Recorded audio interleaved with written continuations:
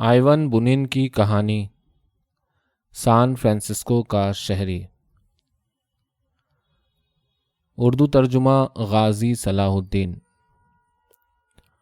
آئیون بونین روسی شاعر اور ناول نگار، نوبل پرائز ونر، ایک اعلیٰ لیکن غریب خاندان میں پیدا ہوا۔ 7 سال کی عمر تک وہ اپنے والد کے پاس رہا، جہاں اسے ایک استاد گھر پر تعلیم دیتا تھا۔ اس استاد کا اثر اس کی تربیت پر بہت گہرا پڑا۔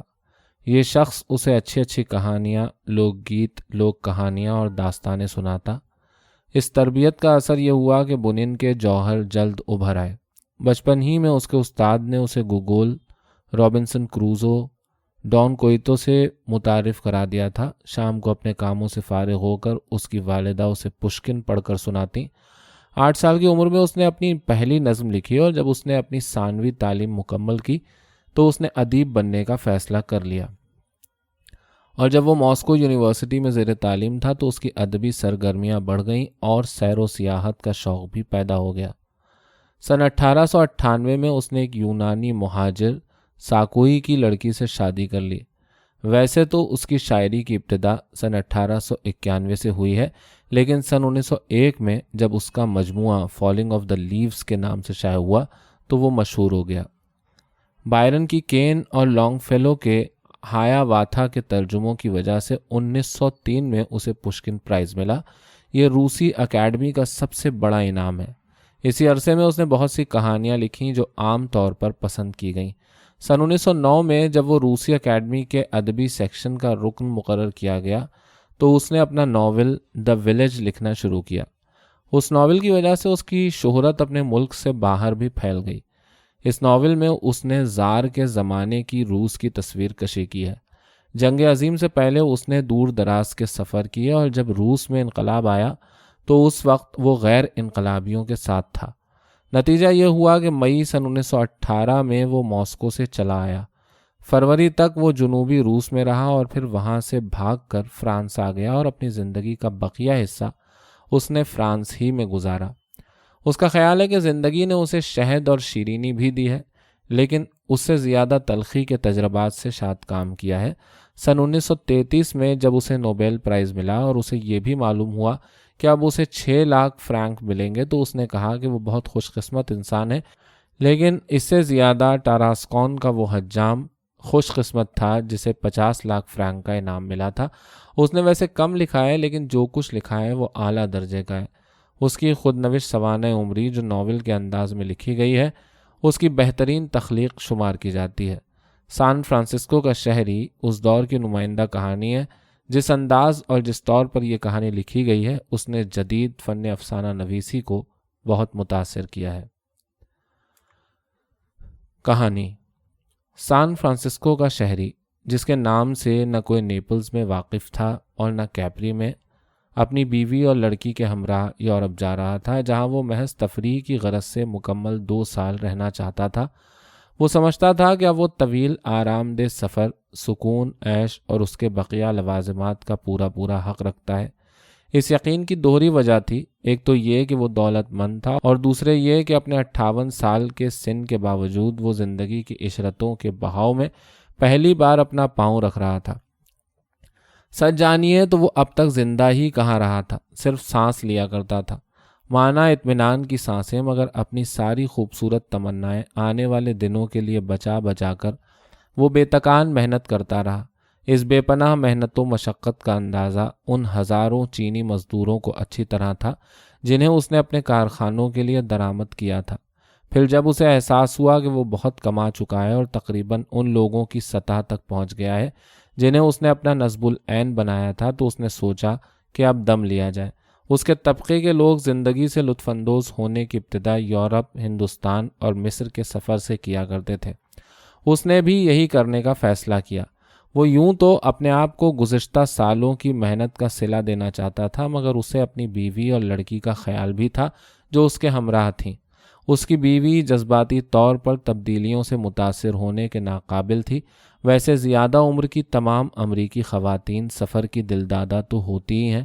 جہاں تک اس کی زرد لڑکی کا سوال تھا جو شادی کی عمر کو پہنچ چکی تھی، تو اسے تو ضرورت ہی اس سفر کی تھی۔ صحت کی بات تو چھوڑیے، دوران سفر خوشگوار ملاقاتیں بھی تو ہوتی ہیں۔ غیر ممالک میں کسی شہزادے کے ساتھ ایک ہی میز پر بیٹھنے یا کسی کروڑپتی سے کاندھا ملا کر نادر عجائبات دیکھنے کا اتفاق بھی تو ہو سکتا ہے۔ سان فرانسسکو کے شہری نے ایک جامع اور وسیع سفر کا پروگرام بنایا تھا۔ دسمبر اور جنوری میں وہ جنوبی اطالیہ کی دھوپ، قرون وسطیٰ کی عمارتوں، دیہاتی جنون انگیز رقص، خانہ بدوش مطربوں کے فراقیہ نغموں اور اپنے بڑھاپے کی شدت سے محسوس ہونے والی خواہش کے تحت ناپولی دوشیزاؤں کی محبت کا مزہ لینا چاہتا تھا۔ جشن اور میلوں کا زمانہ اسے نائس اور مونٹی کارلو میں گزارنا تھا، کیونکہ ان دنوں یہ مقام دنیا کے منتخب ترین طبقوں کا سنگم بن جاتے ہیں۔ وہ طبقے جن پر تمدن کی ساری رحمتوں، ملبوسات کے انداز، شاہوں کے استحکام، جنگوں کی ابتدا اور ہوٹلوں کی خوشحالی کا انحصار ہوتا ہے۔ ان میں سے کچھ لوگ تو اپنے آپ کو پوری گرم جوشی سے کار اور کشتیوں کی دوڑ کے سپرد کر دیتے ہیں، کچھ گھومنے والی میز کے جوئے کے ہو رہتے ہیں اور کچھ اپنے آپ کو معاشقوں میں مصروف رکھتے ہیں۔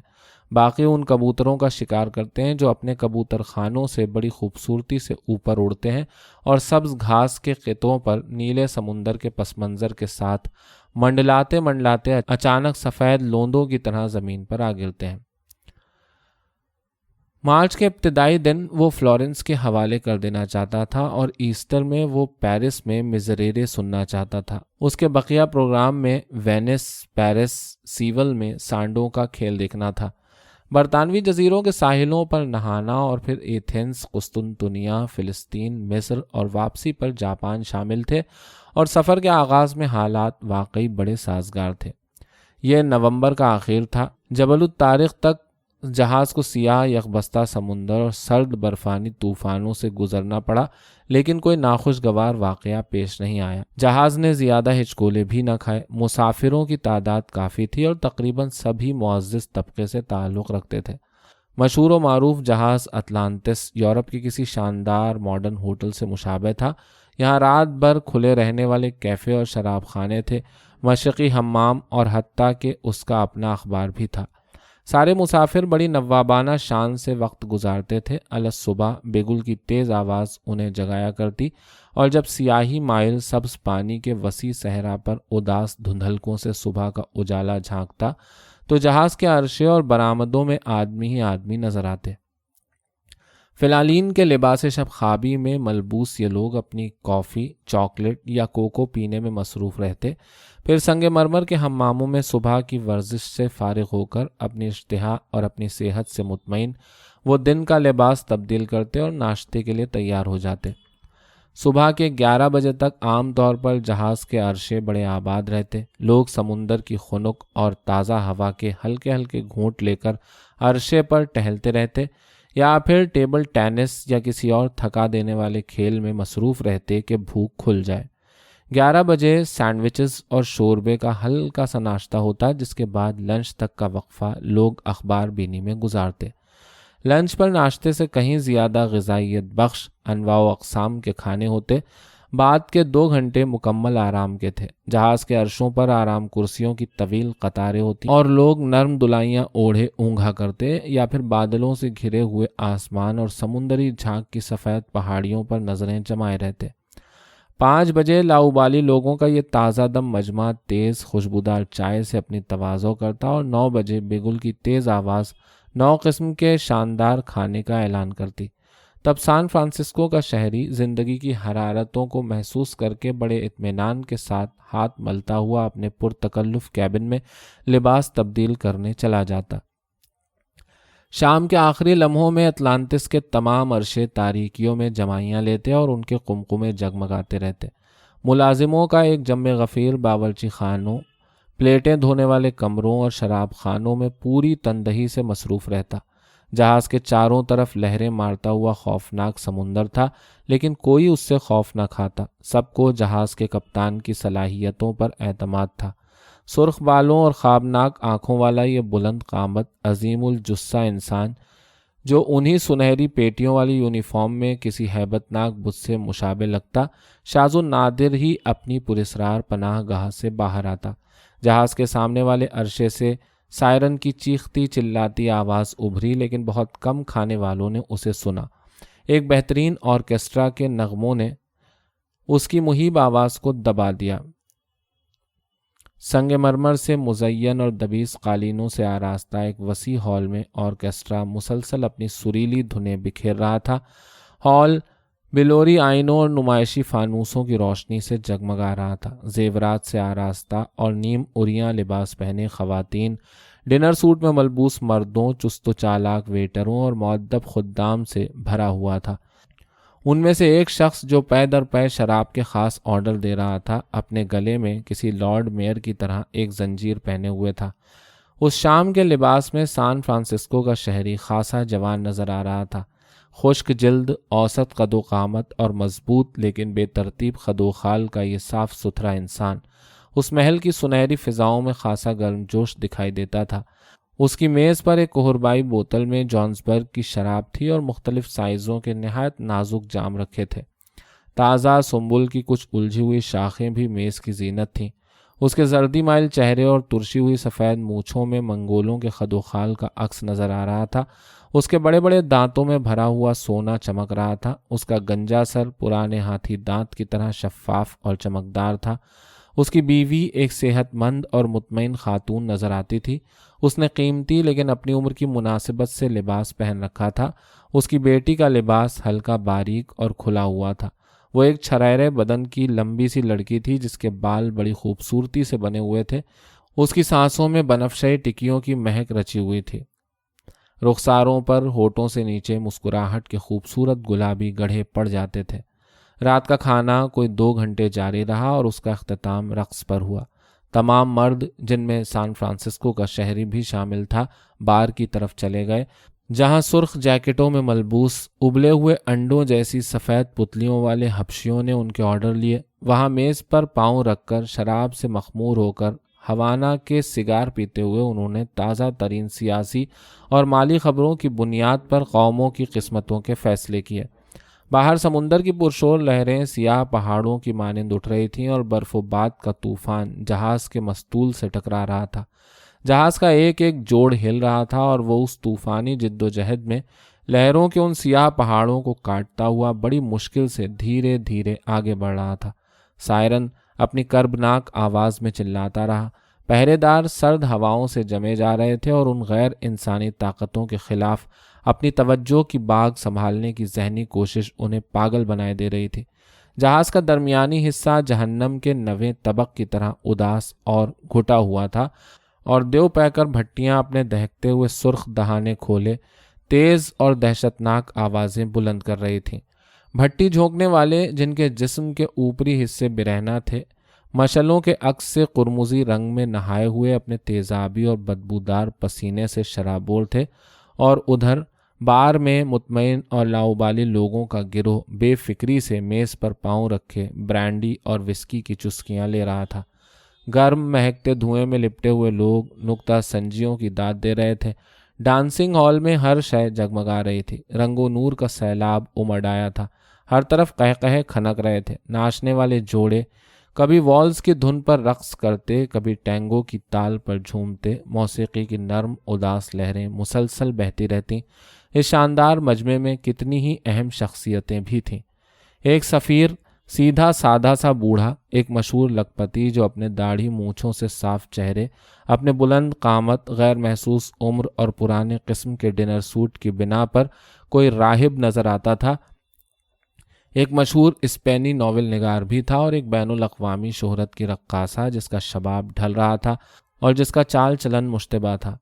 ان سب کے علاوہ ایک محبت میں سرشار جوڑا بھی تھا، خوبصورت اور شائستہ۔ سب کی متجسس نگاہیں ان پر پڑ رہی تھیں اور وہ اپنی بے پناہ مسرتوں کو چھپانے کی کوشش نہیں کر رہے تھے۔ وہ صرف اسی کے ساتھ ناچتا، اسی کی ہمراہی میں گاتا۔ کتنا حسین اور خوش باش جوڑا تھا وہ! لیکن کپتان کے علاوہ کوئی اس راز سے واقف نہ تھا کہ یہ دونوں اچھی تنخواہ پر اسی لیے ملازم ہیں کہ عشق محبت کا یہ کھیل کھیلیں۔ وہ کافی عرصے سے مختلف جہازوں پر اسی طرح سفر کر رہے تھے۔ جبل الطارق پہنچ کر ہر شخص وہاں کی چمکدار دھوپ اور موسم سے مسرور نظر آتا تھا۔ ایسا لگتا تھا جیسے بہاروں کا آغاز ہو۔ اٹلانٹس پر ایک نیا مسافر سوار ہوا اور اس نے سب کی توجہ اپنی جانب کھینچ لی۔ وہ کسی ایشیائی ریاست کا ولی عہد تھا اور نام بدل کر سفر کر رہا تھا۔ چھوٹے سے قد کا چست و چالاک انسان، بظاہر یوں لگتا تھا جیسے لکڑی کا تراشا ہوا بت ہو، چوڑے چہرے، چھوٹی چھوٹی آنکھوں جن پر سنہری کمانی کی اینک تھی، اور انہی بے ہنگم مونچھوں کی وجہ سے وہ ذرا ناپسند کیا جا سکتا تھا۔ ویسے وہ بہت سیدھا اور سلجھی ہوئی شخصیت کا مالک تھا۔ بحیرہ روم سے گزرتے ہوئے ایک بار پھر سردی کا احساس ہوا۔ سمندر مور کے پروں کی طرح خوش رنگ تھا۔ ہواؤں کے خوشگوار جھونکے پانی کی بلند موجوں کو اچھال رہے تھے۔ ادھر وسیع آسمان کی شفاف نیلاہٹیں لہریں لے رہی تھیں۔ اگلی صبح آسمان پر گرد و غبار چھانے لگا اور کنارے دھندلے ہو گئے۔ زمین قریب آ رہی تھی اور اسٹیا اور کیپری کے جزیرے نظر آنے لگے تھے۔ دوربین کی مدد سے نیپلز کو بھی دیکھا جا سکتا تھا، جو مٹیالی پہاڑیوں کے دامن میں شکر کی ٹکیا کی طرح پڑا تھا۔ دور تک پہاڑوں کی برف پوش چوٹیوں کا سلسلہ نظر آ رہا تھا۔ عرشے پر تل دھرنے کی جگہ نہ تھی۔ اکثر خواتین نے اپنے ہلکے فر کوٹ پہن لیے تھے۔ بے ہنگم ٹانگوں اور لڑکیوں جیسی گھنی پلکوں والے نوجوان چینی خادم سرگوشیوں میں باتیں کرتے ہوئے دلائیاں، چھڑیاں اور مگرمچھ کے چمڑے سے بنے بیگ اور ہینڈ بیگ نچا رہے تھے۔ سان فرانسسکو کے شہری کی لڑکی شہزادے کے پاس، جس سے وہ ایک خوشگوار ملاقات میں پچھلی شام متعارف ہوئی تھی، کھڑی تھی۔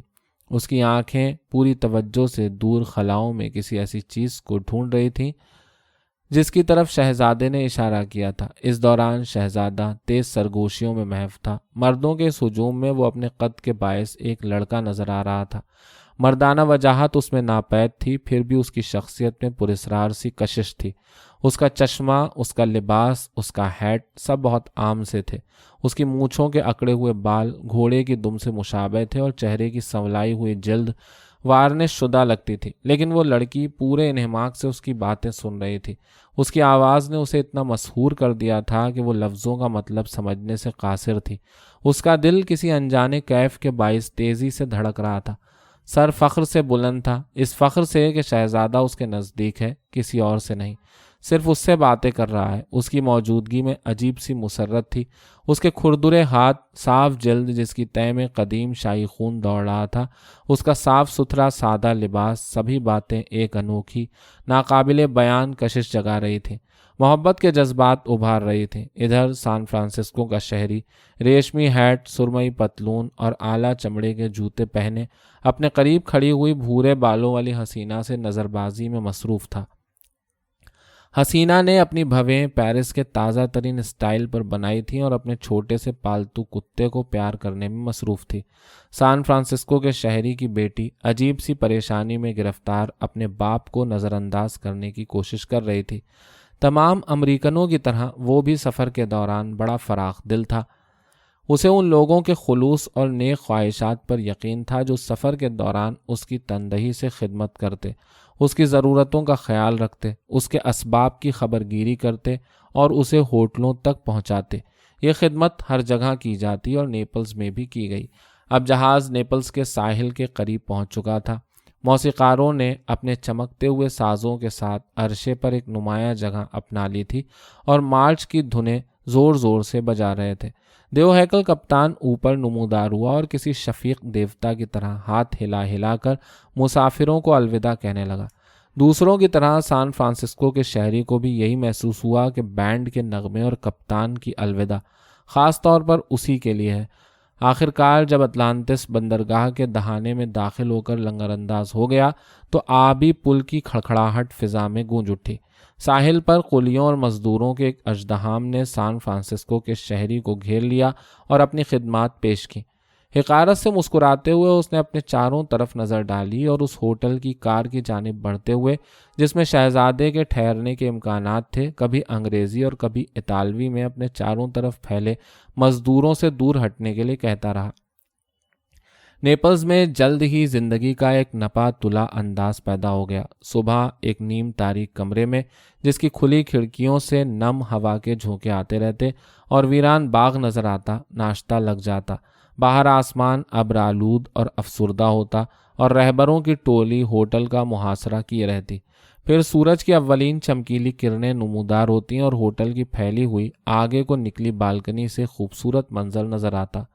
ویزو ویس صبح کی چمکدار دھند میں لپٹا ہوا، پل سے ٹکراتی ہوئی سفید چھوٹی چھوٹی لہریں، دور کہیں افق کی لکیر کے پاس کیپری کا ساحل، بند کے ساتھ کے تنگ کچے راستے پر دو پہیوں والی بگھی کو کھینچتے ہوئے خچر، اور کہیں پستہ قد فوجیوں کے رسالے کسی مقبول فوجی دھن پر مارچ کرتے ہوئے۔ پروگرام کے مطابق دوسرے دن شہر کی اونچی بلڈنگوں سے گھری تنگ نمناک اور مجمع سے بھری گلیوں کی سیر ہوئی۔ کار آہستہ آہستہ ان راستوں سے گزری۔ اس کے بعد وہ میوزیم دیکھنے گئے، اجلے سرد اور روشن میوزیم جہاں زندگی کی حرارت مفقود تھی۔ پھر گرجاؤں کی باری آئی۔ تقریباً سارے گرجا ایک ہی سے تھے، وسیع سرد اور موم کی بو سے رچے ہوئے۔ عالیشان اور پرشکوہ صدر دروازوں پر چمڑے کے بھاری پردے پڑے ہوئے، جہاں اندر خلاؤں کی وسعت میں خاموشی کا راج ہوتا۔ مائدہ مقدسہ پر رکھا ہوا ساج شموں کا شمعداں سرخ روشنی بکھیرتا رہتا۔ کوئی تنہا بوڑھی عورت تنہائیوں اور نیم تاریکیوں میں گھومتی نظر آتی۔ پاؤں کے نیچے کتنی ہی بے نشان قبروں کے پتھر آ جاتے۔ 1 بجے سینٹ ماریس کی پہاڑیوں پر لنچ ہوا۔ یہاں دوپہر کو سوسائٹی کے منتخب افراد جمع ہوا کرتے تھے۔ سان فرانسسکو کے شہری کی بیٹی کو ایسا لگا جیسے اس نے شہزادے کو ہال میں دیکھا ہو اور وہ خوشی سے بوکھلا گئی۔ حالانکہ اخباروں کے ذریعوں سے پتہ چلا تھا کہ شہزادہ کچھ عرصے کے لیے روم چلا گیا ہے۔ 5 بجے ہوٹل کے ایک سجے سجائے کمرے میں چائے پی گئی۔ کمرہ دبیس قالینوں اور دہکتے ہوئے آتش دانوں کے باعث خاصا گرم ہو گیا تھا۔ پھر رات کے کھانے کا وقت آ گیا اور ایک بار پھر گھنٹے کی پرزور اور باروب آواز پوری عمارت میں گونج گئی۔ ریشمی لباس سرسرائے، دیوار پر لگے آئینے، کھلے گلوں والے لباس پہنے خواتین کو سیڑھیاں چڑھتے دیکھتے رہے۔ وسیع اور عالیشان کمرے کا دروازہ شفیق میزبان کی طرح کھل گیا۔ موسیقاروں کے سرخ جیکٹ ڈائز کی رونق بڑھانے لگے۔ سیاہ فام ویٹر اپنے سردار کے گرد جمع تھے جو کمال ہوشیاری سے گاڑھا گلابی شوربہ پلیٹوں میں ڈال رہا تھا۔ حسب دستور رات کا کھانا دن کی اختتامی اور امتیازی تقریب کی حیثیت رکھتا تھا۔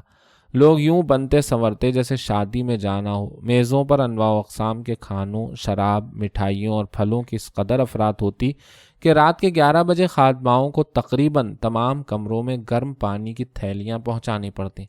اس سال بہرحال دسمبر میں موسم خوشگوار نہ رہا۔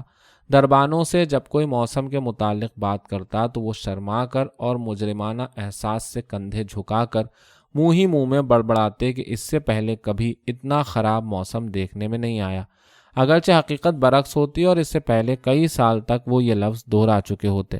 وہ کہتے موسم تو ہر جگہ خراب ہے۔ ریوریا میں باد و باران کا طوفان آیا ہوا ہے، ایتھنز میں برف گر رہی ہے، ایٹینا بھی برف سے گھر چکا ہے اور بلبیرمو کی سردی سے بچنے کے لیے سیاح شہر چھوڑ کر بھاگ رہے ہیں۔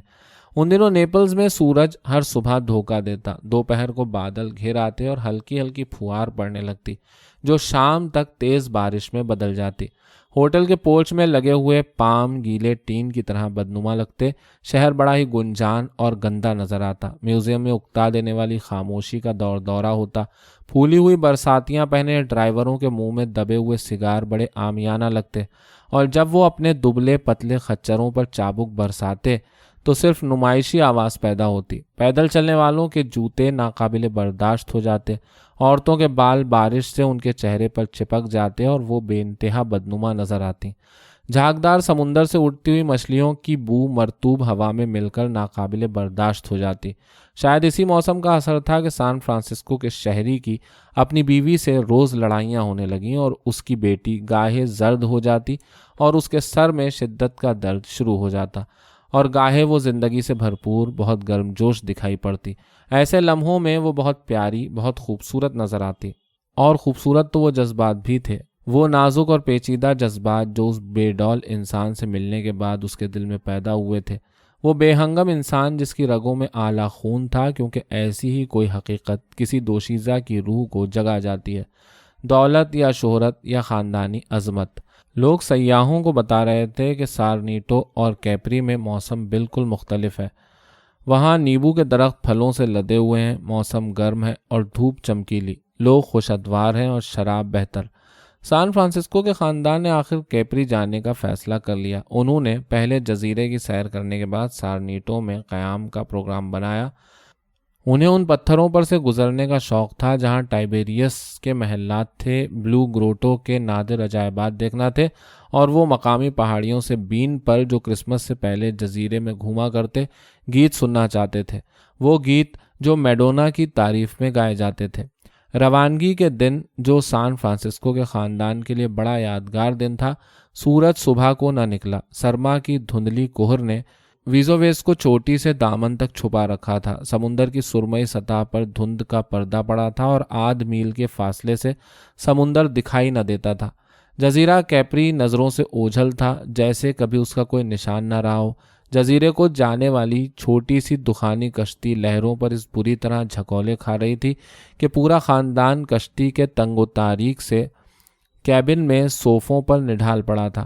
شعلوں میں لپٹے وہ چکر سے آنکھیں بند کیے پڑے تھے۔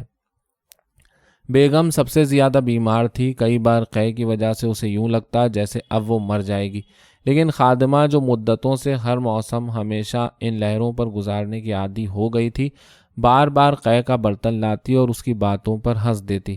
اس کی بیٹی بے حد زرد ہو گئی تھی۔ اس نے نیبو کا ایک ٹکڑا منہ میں دبا رکھا تھا۔ شہزادے سے کسی اچانک ملاقات کا تصور بھی اسے خوش نہ کر پا رہا تھا۔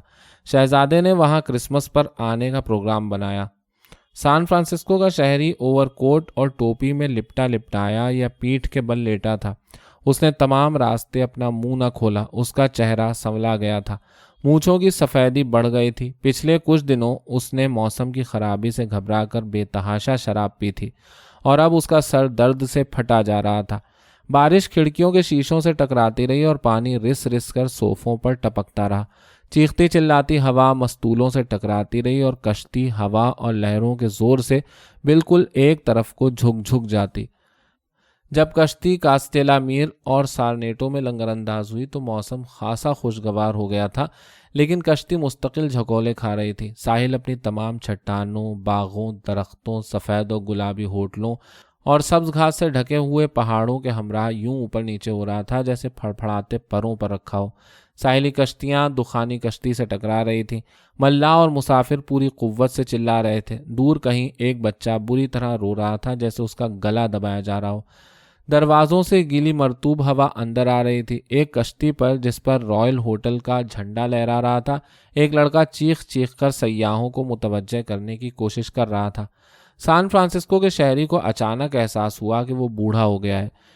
ایک تھکن اور گھٹن کے جذبے کے ساتھ اس نے ان بڑے ہوٹلوں، رائل، اسپلینڈڈ اور ایکسلسیر کے بارے میں سوچا اور ان لالچی، لہسن کی بو والے کیڑوں کے متعلق بھی جنہیں اطالوی کہتے ہیں۔